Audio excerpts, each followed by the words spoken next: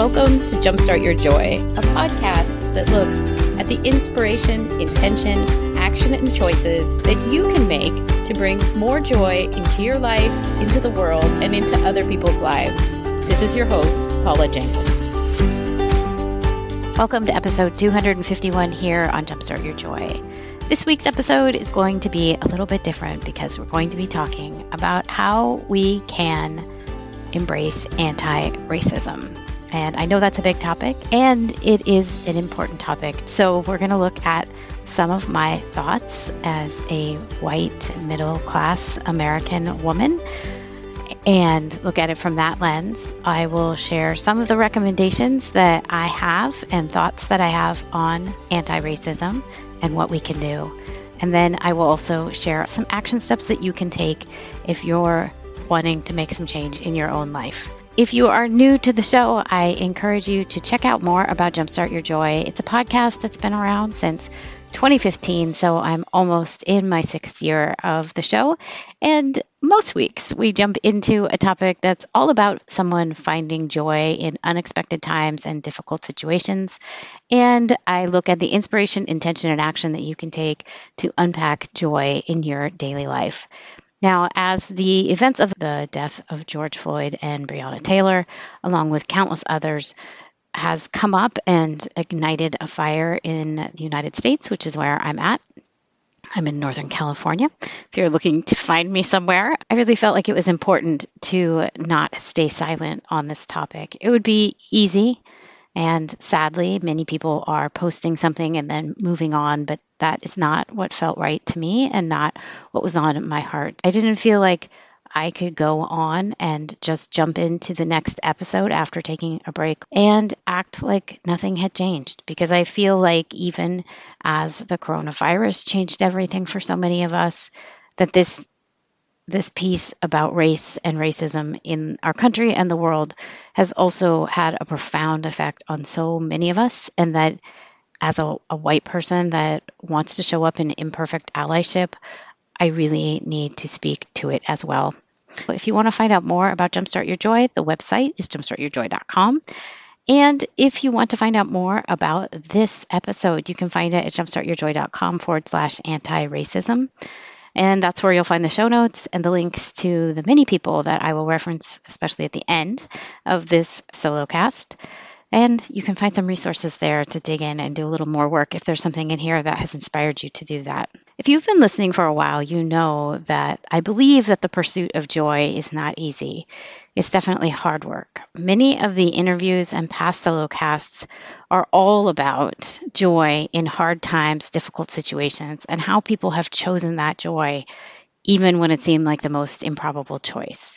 If you're familiar with my own story, and you can find it back in the archives, you'll know that I feel that joy came looking for me during one of my own hardest times. And once I embraced that joy, everything changed.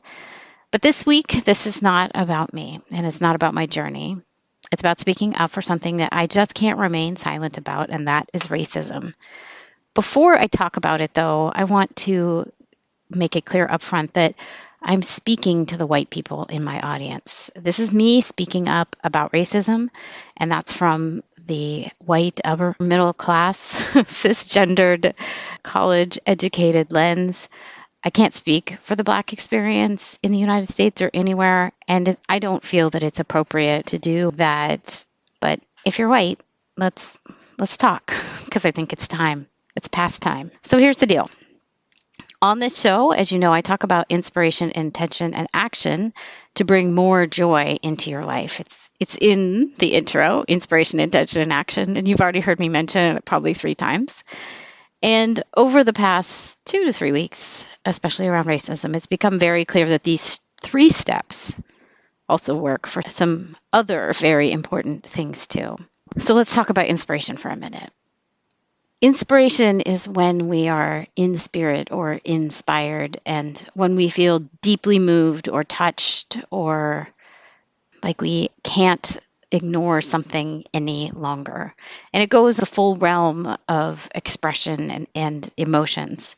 So if you've been moved or touched, outraged, brought to tears, if you've cheered for the toppling of awful statues that were put up in tribute to slave traders, if you're brought to tears by the death of George Floyd or Breonna Taylor or other Black people, inspiration here is saying, don't let it stop with your emotion and your outrage and your anger and your sadness. Don't let it stop there. That fire that's in your belly is you. It's you being in spirit and inspired. It means that something has touched your soul, just as it has touched mine. It means that you know something is wrong and you know that it has to change, because there have been too many deaths of Black people, and that is just not right. If you felt something about a topic that's important, and I don't want this for it to be another time where white people stay quiet about it for whatever our reasons are. That outrage, that mourning, that pit in your stomach, that's you being moved. That's you feeling inspired to do something.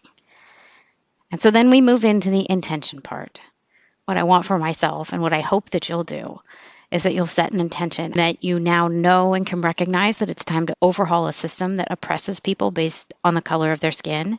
I'm going to do it, to set the intention to do things differently. I'm going to set the intention to watch where I see racism come up and dismantle it the ways that I can. Because it's too easy to sit there as a white person feeling secure. And if you have felt safe and content and like you don't need to worry about being wrongly accused of something you didn't do, that's where you're benefiting from systemic racism. And it's a tough thing to look at and own and sit with. I know it. I've sat with it. It's vulnerable. It's uncomfortable. And it feels shitty as hell. And on the other side of it, acknowledging that my skin color, something that's given me preferential treatment, I'm going to vow to do better, not just be inspired to do better or just intend to do better, but I'm going to take the action to do better. And that's what I'm hoping you will hear and take from this episode, that it's not just the inspiration of being outraged and angered, and it's not just the intention of wishing things were better, but it's that it's actually taking those steps to make a difference in a world and use your privilege for good. So here are the things that I'm going to do. I'm going to learn about racism and systemic racism. I'm going to learn about how the country was founded and how that happened.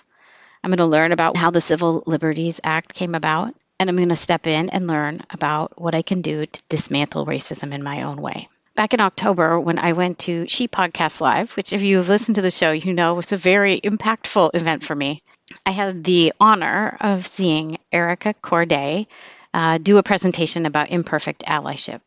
She is a Black woman, and her podcast is Pause on the Play, and I'll link up to that in the show notes for you. I want you to go listen to it and check her out. She's pretty amazing. She brought up this idea of imperfect allyship. And what it means is that you stand up to dismantle racism where you see it, and you know that you're going to do it imperfectly.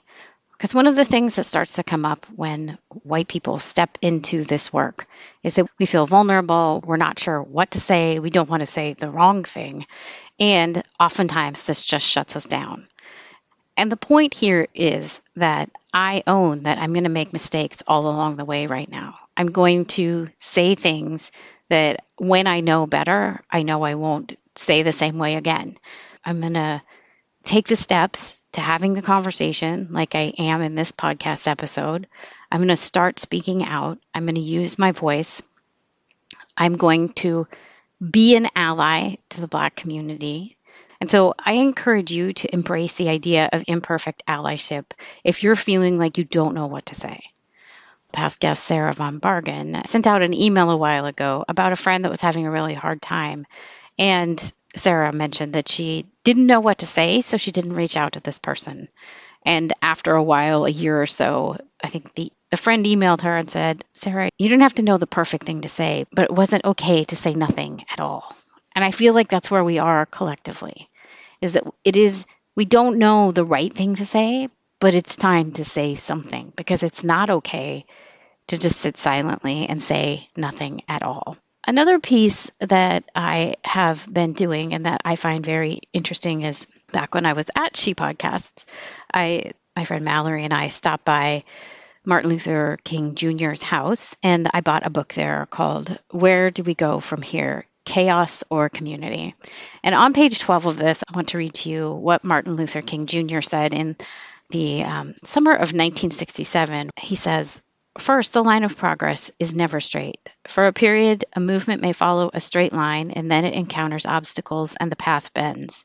It is like curving around a mountain when you are approaching a city. Often it feels as though you were moving backward, and you lose sight of your goal. But in fact, you are moving ahead, and soon you will see the city again closer by." End quote. He's reflecting on how progress sometimes feels like you can't see that you've made progress, but in fact you have. And I bring this up because I know, in addition to being an imperfect ally, it might not always look to myself, and it may not look to you for yourself like you're making progress. But I assure you that when you start to dig into the work and you start to pull apart the racism and the racist lens with which we all see things as white people, that you will make progress. And it's a little bit like the Grand Canyon, I imagine, that slowly over time, water wore through all those many layers of rocks. And after, 2 billion years, now there's an amazing canyon. Now, I don't think it's going to take us that long, but it's that idea that you'll wear away at the things that you see from a racist lens, or that as you're dismantling racism, and that you will eventually make change, and you can look back and see how far you've come. The other thing that I have learned in the last couple of weeks is really about impact and intent, and how they are two very different things. If you have set the intention to dismantle racism and you are heartfelt on that, it's time to check your impact and your intent. Just because we say something and our intent is that it was to be helpful and supportive to someone, but a Black person or a person of color does not take it that way, or it landed for them in a way that was hurtful or rude or based in white privilege, then it's time for us to listen and learn and hear that person out. We need to listen when a Black person is offering feedback on something. Whether they're saying it loudly or not, it is our job to listen. If you or I have offended someone and they tell us that, regardless of our intent, right? Even if our intent was to be good and helpful, but it does not land that way, it's our responsibility to apologize and to look for a way to make it right. And the same piece around impact and intent. If in this path, some of your white friends are saying they want to be an ally, it's on us to offer other white folks constructive feedback in a way that they can hear it. If you and I see that someone else has said something that could be constructed or that might land in a way that is harmful or hurtful to a Black person or a person of color, it is on us to deliver that message. And I would ask that all of us look for ways to deliver that message in a way that the person can hear it. When you make comments that inherently have an undertone that someone else is doing it wrong or that they are not thoughtful, you're doing everyone a disservice. If we are looking to educate and teach others about how to dismantle racism and talk about it from a meaningful way and help others on their journey, it's on each of us to approach people in a kind and loving way to help dismantle these things, instead of coming at it from a place that sounds like you're doing it wrong. I'm asking you to look for ways that you can provide feedback to other white people from your experience, instead of from a point of advice that points them in a better direction. And that's something that I'm watching myself on as well. Something else that's moved me in the last couple weeks is something that I first saw on Tiffany Hahn's Instagram feed, but it is by Ashley Island. And she says, say what you need to on social media, then put down your phone and pick up your life. Not many will see you learning, confessing, repenting, uprooting, retooling, forgiving, inviting, empowering, but we will see its fruit. The hidden work is the heart work, is the hard work. End quote. Let me repeat that. the hidden work, is the heart work, is the hard work. And as you move into this space of trying to unpack things that have a very long history in this country, I want for all of us to make it okay that when you're doing the work around dismantling racism, that it's okay for it to be something that you are doing quietly for yourself as an internal project. So when we're working through the heart stuff and the hard stuff, we need to be able to do it behind the scenes. I know there's a lot of people that are out there and loud about it on social media, but if the way that you're working through it is, you're working through like Layla Saeed's workbook, or you're reading your emails that you get from Nicole Cardoza, and I'll put these links at the end in the show notes, it's okay if you're processing this stuff and the work that you're doing on yourself is behind the scenes. You can also still show up as an ally and speak up for people and be sure that your commentary is aligned with your intention and your actions. The heart stuff is the hard stuff. And it's okay if it's things that you're doing behind the scenes that are slowly changing you over time. And then you can reflect back on the journey and share it with people. You don't have to share what you're processing right now in the moment for other people to see. The point isn't to make a public display of making the change. That's when it becomes performative and you haven't had time to process through it. The point is that you take the action, that last step of inspiration, intention, action, that you make the change and that you do what it takes to make that change. So here's what I'm committed to as we move forward. I will be supporting Black women in the podcasting and coaching space, and I will be paying them for their work. I'm going to be doing my own work on becoming a better ally and breaking down racism as I can in my own life and world. And again, some of that will be quietly behind the scenes doing the work I need to do. And some of it might be me sharing it with you all in this format or on social media. And I'll also be monetarily supporting those working to dismantle racism in various ways. Some of the women doing the work that I encourage you to check out, I mentioned Erica Cordea. She's the one that talks about imperfect allyship, and she has a podcast called Pause on the Play. Rachel Cargill has a Patreon and a community where she shares resources about how to dismantle racism as a white person. Trudy LeBron has great resources for coaches and has a recorded training that you could go watch right now. Nicole Cardoza has an anti-racism email series that started on June 3rd of 2020, and you can subscribe to that. It has daily topics about what you can think about and act on, and I found that to be very helpful. And Layla Assad is the author of Me and the White Supremacy, and she also has a podcast. I will link up to all of those in the show notes so you can find them. Also, in solidarity with my friends and fellow podcasters at She Podcasts, I'm going to read this to you. We are podcasters united to condemn the tragic murders of George Floyd and Breonna Taylor and many, many others at the hands of police. This is a continuation of the systemic racism pervasive in our country since its inception, and we are committed to standing against racism in all of its forms. We believe that to be silent is to be complicit. We believe that Black lives matter. We believe that Black lives are more important than property. We believe that we have a responsibility to use our platforms to speak out against this injustice whenever and wherever we are witness to it.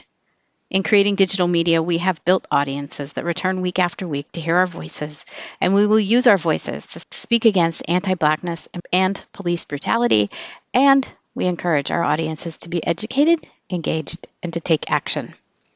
And you can find a long list of resources that have come out of the She Podcast community, along with the ones that I mentioned just a minute ago, in the show notes in your own journey in addressing racism. So thanks you guys so much for tuning in this week. I really appreciate you taking the time to listen and tune in and join me on this and join all of humanity as we build a society that allows all of us to be free and all of us to be equal. We can't do it unless we all do the work. So thank you for joining me in it. If you want to find out more, if you want to find show notes on this one, again, it's jumpstartyourjoy.com/anti-racism, all one word. And I hope you'll come back next week because we're going to jump into more of the parts, more about joy and playing small and how you can really engage heart and courage in the role of playing small in your life and how that really brings a fullness to what you do in a new way. So I hope you'll come on back next week for that. And until then, I hope that your days are filled with so much joy.